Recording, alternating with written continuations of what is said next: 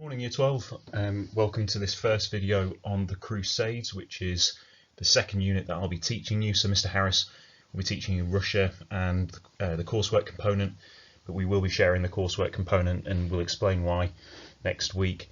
But we're done with the Anglo-Saxon and Anglo-Norman Kingdom unit. With that particular topic, it's not going to be the complete end. We will have to revise over all the topics. With everything that's going on at the moment, though, we have to keep up the pace. We have to continue on. So that's hence why we're moving on at this particular point, rather than just stopping and doing some examinations on the Anglo-Saxons and Anglo-Normans. And so with this short video that I'm compiling today, we're just going to go through the format of paper one, talk about the goals for the course, how it works, and then what you can be doing perhaps before Thursday, before we start the course in earnest. So it's just an introduction lesson. If we were to do this in class, it would obviously be very different, but I'm just going to try and keep this relatively concise. So you might have heard of the word crusade before. I would expect you to know what have used crusade perhaps in your own lexicon, and it is a Western term. It is something that is utilised a lot in speeches and in political campaigns. So, for example, Dwight D. Eisenhower, former president, but also the Allied commander of D-Day and of the Western forces in World War II. His famous book was called Crusade in Europe. So he was talking about trying to rid Western Europe of Nazi Germany. George Bush, when he was talking about the war on terror in 2001 against groups like Al-Qaeda and Saddam Hussein in 2003, he had this famous quote of, "This crusade, this war on terrorism, is going to take a while." And that word crusade comes from the events that we're looking at. Its impact and its legacy is still present in 2020. But what we need to look at is we need to look at the world in which that crusade word was born into. It's a violent world. It's a world where the prospects of the vast majority of West Europeans are relatively poor. This is just after a period that has been coined as the Dark Ages, and this concept was created by the Church, particularly the Western Church, as a way of trying to channel that aggression that people had and to try and put it into a religious cause. And as a consequence, and the actions of Pope Urban II in 1095, we see a series of conflicts that last for not just the 2 centuries that we're looking at, but also the following few centuries after. There's a lot of debate about what constitutes a crusade, but for some people they're saying that crusades actually really go on until the 17th century, when we see crusading leagues. So this is quite a big topic, and it's one which is very well documented. So compared to the previous unit that we studied, you'll find a lot of information online, a lot of documentaries on very specific topics. It is a far broader topic as well than what we were looking at. So it's not going to be as in-depth as what we were looking at before. And this is reflected in how you'll be assessed on this particular course. So before we go through the particular paper and how you're going to be assessed, I just want to talk through a little bit about the books that you might want to get for this. Now, I have given you a document which has been provided by Edexcel, which has got lots of reading lists that you can have a look at. I'd recommend that you have a look at that. You don't need to buy everything at all, but it might be that you just have a bit of a peruse on Amazon for some of those books and documentaries and articles, and just try and keep that as a bit of a record. If you are preparing for this for A-level, then these are the 2 books that I would suggest that you get. The first on the right hand side, the Conquest, Control and Resistance in the Medieval World, is the book that will also give you all the information for the Anglo-Saxon and Anglo-Norman kingdom topic. So if you buy that book, it's a 2-in-1. So papers 1 and 2 are covered in that book. It's specifically designed for your course. It isn't necessarily the easiest book to read at times. It can be quite dry, but it does have all the information that Edexcel want from you. So if you haven't got it already, I would suggest that you buy it, particularly with everything going on at the moment.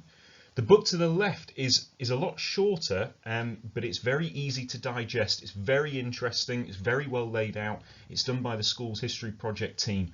And it's one that Mr. Harris swears by. He's used in previous years. It's not specifically designed for the Edexcel course, but it's going to be really useful for you, particularly when we're looking at the chronological series of events.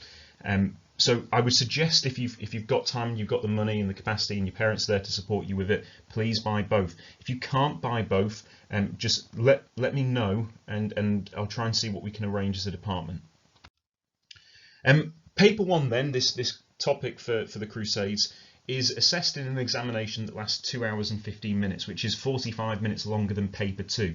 And as a consequence, it is worth more in your final exam, your final A level. So the Crusades is worth more than the Anglo-Saxon and Norman topic. The marks are available are 60. You've got 3 20-mark questions. Those particular questions, you roughly spend about 45 minutes on each one. And they're testing different things. So section A, for example, is always going to be a question which is about cause and consequence. So it will be a causation or consequence-based question. Section B might also be a cause and consequence-based question, but it might be on another historical skill. So it could be on significance, for example. And section C, the final question, is a compulsory question. So it's not giving you a choice like the previous ones. And it will assess your ability to analyse and evaluate historical interpretations on the Fourth Crusade. It's very, very specific there. So sections A and B are going to be on all of the topics for before the Fourth Crusade. Section C will be on the Fourth Crusade, so we can prepare specifically for that. It does test a lot more assessment objectives than the other unit that you've looked at with me, but there's no requirement to look at primary sources. So that's the main difference from paper 1 and paper 2. Paper 1, there's a few more questions that you'll have to answer, plus you'll have to answer an interpretations-based question. Paper 2, there's a source-based question which you won't get in paper 1.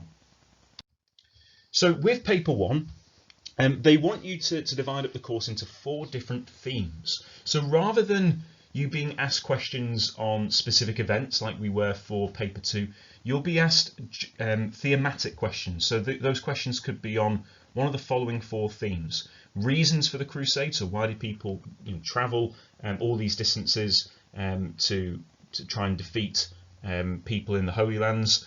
The leadership of the Crusades, so that really goes on from, again, not just the First Crusade, but all the way up to the Third Crusade. The Crusader states of Outremer, so these are the areas in the Holy Lands that the crusading forces tried to consolidate, so we'll look at their particular position, and the changing Muslim responses to the Crusades as well. Now, those are going to be thematic questions, which will primarily be when we're looking at section A and section B of the exam. Those will be the kinds of questions that you'll be assessed on. But instead of working through this particular course in this way, we'll be doing this instead. So we'll be going through the events chronologically first. So that will take us probably up to about September. And then what we'll do is we'll delve into this thematically. So we'll go through this course almost twice. So the first will be, here are the events. Second approach will be, right, let's go back through those events and think about the broader themes. So that's really it that I want to pass on to you today. And what I'd expect you to do before Thursday is read through that Word document, which has got all the information from Edexcel, so that you can just have a clear understanding about what the course comprises of. I would also suggest that when you're doing this, you have a bit of a look online. There's a lot of excellent documentaries that you can find. There's a lot of information on YouTube. There's a lot of information on the internet in general. And you can start that process before Thursday. But one thing that I would like you to do that I think would be incredibly useful to have at the front of your folders, because you'll need a new folder for this particular course, is I'd like you to have a map of Europe. Now, this map that you can see in front of you on the screen is a map that shows the boundaries of countries in present day Europe, North Africa and the Middle East. Instead, I want you to try and find a blank map, and what I'd like you to do is I'd like you to label that map with the places that you can see on the right hand side of this particular screen. Those are places and terms that you'll keep seeing again and again. So it's important that you can geographically process where those things are, so that when we're going through the events, you can visualize any movements or any particular moments. If you've got any questions about the Crusade course, now's the time to ask. From next week, we'll be doing a Microsoft Teams session on the coursework, and I'll be trying to do that as well for the Crusade. So just watch this space, And if you are sent an invite, just make sure that you RSVP with yes, and if you're not able to make it, that you send me a message to explain why. Thanks very much, and hope you're all doing well.